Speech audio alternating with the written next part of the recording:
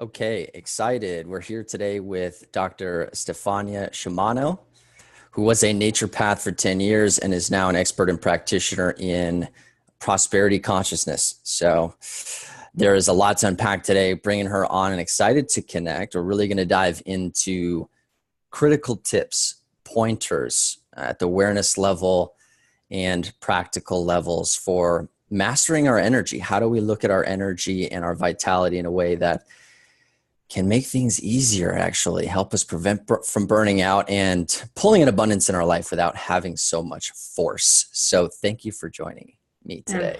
Thank you so much for having me. This is great. Yeah. So your background is fascinating because you were in the medical field for so long and you have such a unique perspective as it relates to how we approach our own well-being in a holistic sense.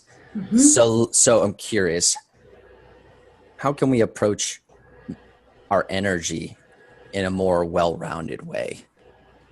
I think one thing that's very important to know is that all energy is about the same idea. It's not always compartmentalized into physical or mental or financial. It all has to flow because stagnant energy is no good. So we tend to want to hoard our energy for later. We tend to want to block other things that are coming to us. We call things boundaries, but we can often be shielding ourselves from the good that could be coming to us. And a lot of the ways that we do that is by saying no to help, no to allowing more to come to you. Like, I got it myself. I got this. I can do everything. That is one of the biggest ways that we block more energy, and people don't know they're doing that. We're trying to be superheroes. We're trying to be the one that can do everything because we get kind of a rush out of being that person. But actually what that ends up doing is it's blocking like you from filling your energetic bank in all ways. So that's definitely a place to start. Where are you saying no to things coming in and you don't have to?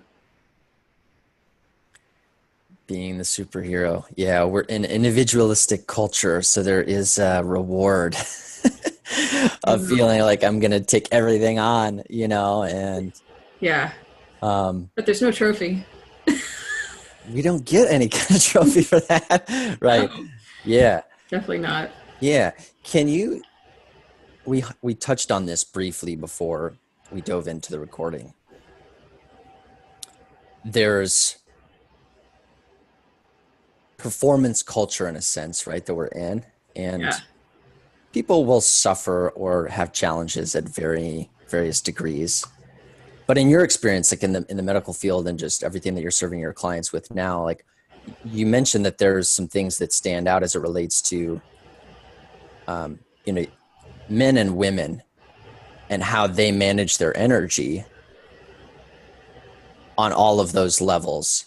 Can you touch a little bit on the importance of maybe the different awareness and how it seems to show itself from your experience?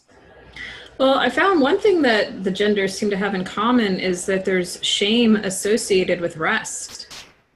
Like rest is lazy or too luxurious or some sort of indulgence that they almost apologize for or want to feel bad about or hide from other people. Like to rest means you can't hack it, or to rest means you're being lazy or something like that.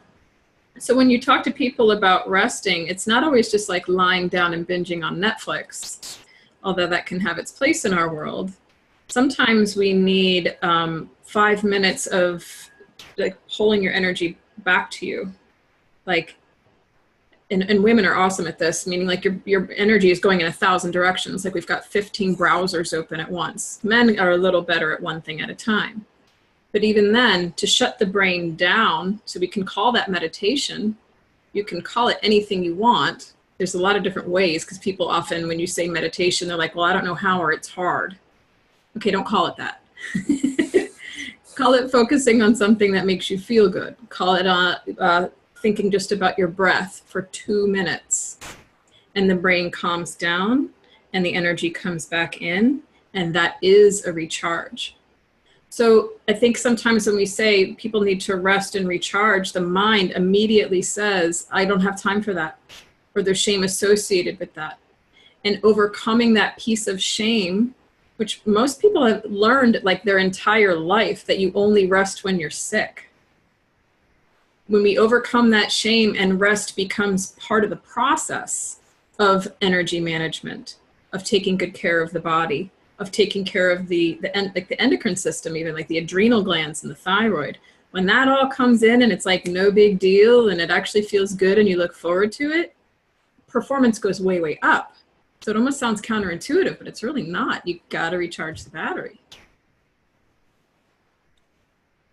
So yes, it's about getting rid of that shame. And most people at first they say, I don't have any shame. But if you say, name a time when you were a kid and it was okay to rest. Oh, that time I had the measles, or oh, that time I had tonsillitis. Okay, was that it? Yeah, okay. So you see how we're not taught that this is a normal part of being. It's a really interesting reframe there with meditation.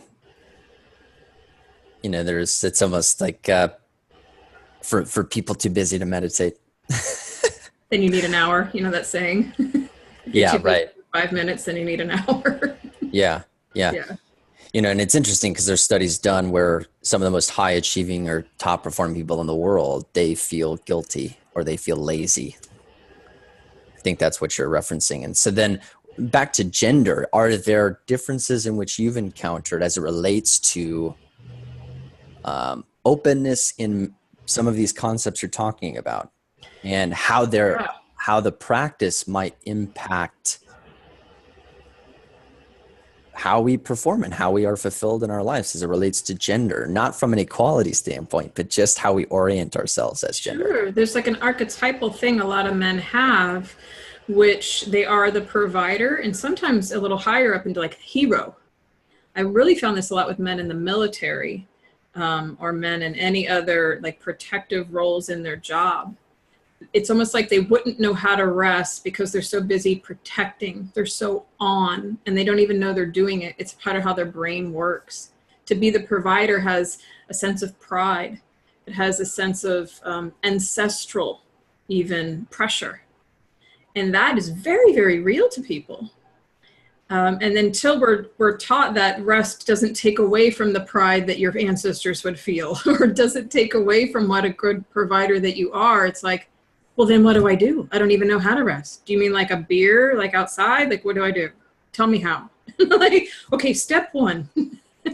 What makes you feel good? Like, that's how men can often be like, great, I need the how to rest, please. Is there a book? Like, oh boy. Sure. I think you know what I'm getting at. Like, men can be very, very specific like that. Where a woman's like, great, I'll go get a massage and a pedi. Like, sign me up. Men, it doesn't quite compute. Like, I don't get that. What do I do?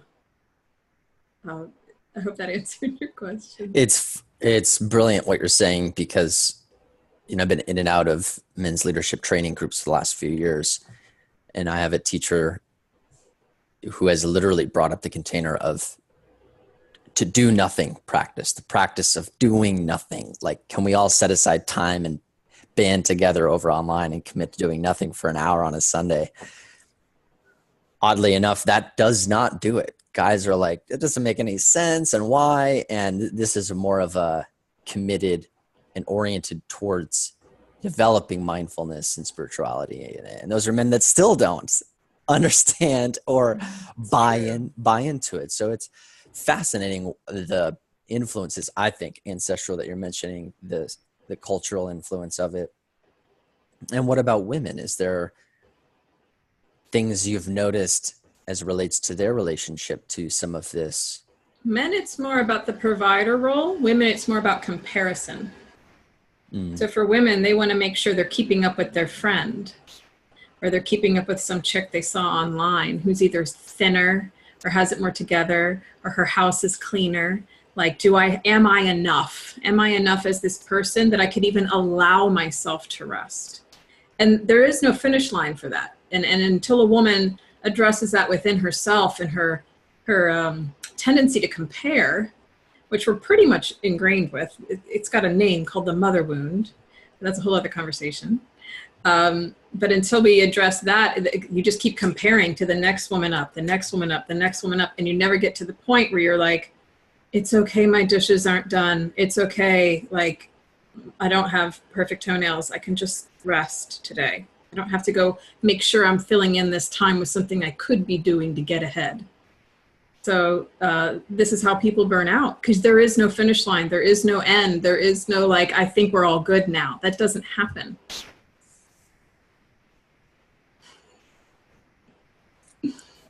Yeah.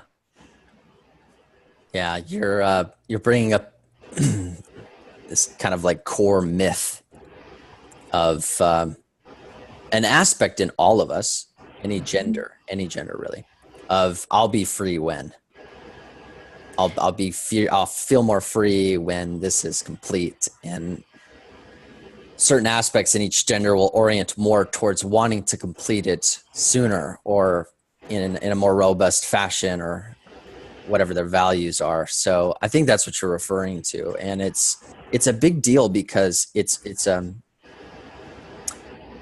a lot of unconscious tendency wrapped into what we're talking about. I know from personal experience, was so blind to what we're talking about. And I was doing yoga. I've done yoga for 10 years. I was meditating, all of that. Didn't see some of the things that we're referring to though. Is there a specific example you want to maybe share with us in story form from your practice that's really an inspiring case study for somebody maybe that was really opposed to managing their energy, and especially maybe with wealth and their relationship to wealth and prosperity, and kind of how that entangled and what their life was at the end? Any form of specifics that you want to share? Yeah, I've got a couple in mind, and I want to mention that the way that people usually find their way through this is threefold. One is, like we said, about healing that associated shame with rest. That's the mind piece. Two is with the body, because the body will tell you to slow down and we tell it to shut up. And you can tell it to shut up with food or alcohol or more activities, or even watching sports and something else that gets your adrenaline up. You can tell it to shut up in a million ways, but it is usually telling you what you need to know. So that's another thing we have to kind of re-bridge that gap. And the third is fixing what we call money blocks, because a lot of the reason people are burning themselves out is in the pursuit of money or security, just to save for retirement. It doesn't have to be like they want something. They just want to feel secure. So if we fix why they don't feel secure, and we fix how they don't listen to their body, and we fix how they feel shame about taking care of themselves and resting, everything falls into place. And most of the time, money is at the core of it, because that's what we're pushing ourselves for. So I have this one gentleman in mind, and he's a officer in the military. So he was a big time provider and protector, and very wonderful guy, great relationship with his wife. He had a lot really going right in his life, but he came in to see me for hypertension. And it turns out that he was, even in his sleep, in protector mode. He didn't know how to let it go at all. And all he was doing was saving for retirement, saving for retirement. He wasn't doing anything with his life that he really, really, really liked. And it was interesting to listen to him, because he was like, well, this is what you do. Like, he just had it in his mind, like, well, you work your butt off, you take care of your wife, and you save for retirement. Like, that's life. I'm like, oh boy, no wonder your pressure is high. So what we ended up doing was digging into what he was so afraid of with money. He was afraid that money only came from one place, which was the one job that was wearing him out completely, running him into the ground. Money and energy are really the same thing, and it can come from anywhere. This is prosperity consciousness. And when we open up to the idea that money can come, from the source, through our clients, through our job, through like surprise things to us, first of all, that usually blows people's minds. And they're like, you don't know what you're talking about, lady. Like, this is how much I earn, and that's that. It's the opening up. So that was what I meant by the art of allowing. We did some shamanic healing with him around what we call the hero archetype. And when he closed his eyes, he could even see himself like standing there with a sword, mean, this is a fascinating thing that happens with people. Close your eyes and you picture, what do you like all the time? What is your stance? What is your persona? And he was like, warrior. Oh. Yeah. And I said, are you even like that in your sleep? Yes. Okay. Right. And it was healing that, like almost prying that sword out of his hand, going deep into his childhood and where he learned it from his very controlling father, who he was never enough for. Right. Healing all of that actually helped heal his money thing. All of a sudden he had more in retirement than he realized he had. One of those weird moments where he's like, where did that come from? Was that always there? He got a promotion. He started to do things like hire someone else to do his lawn instead of spending 3 hours on it himself. He had his Sunday free with his wife. Right. And it only cost him $50. You know, it's like that little bit of saving that we do where you could enjoy your Sunday actually if you let someone else. And that's also the flow of money. It's letting it flow, and then more came back to him. So it was counterintuitive to him at first. But when he opened up to like, okay, I really do want to feel better. I really want my stress level to go down. I really want to enjoy my wife. And that's usually where we get like, when you feel your relationships are being disrupted, it really gets your attention. All of that happened and the man made more money. I kid you not. His adrenals healed. His hypertension came down. His weight came down. His back pain went away. And his wife came in too, who was so much happier. Like, I don't know what you did with my husband. This is great.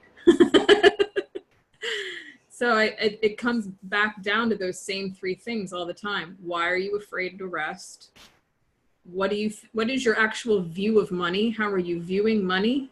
And how is your body already telling you to slow down, but you've chosen to ignore it, even if you don't know you've chosen it? I love it.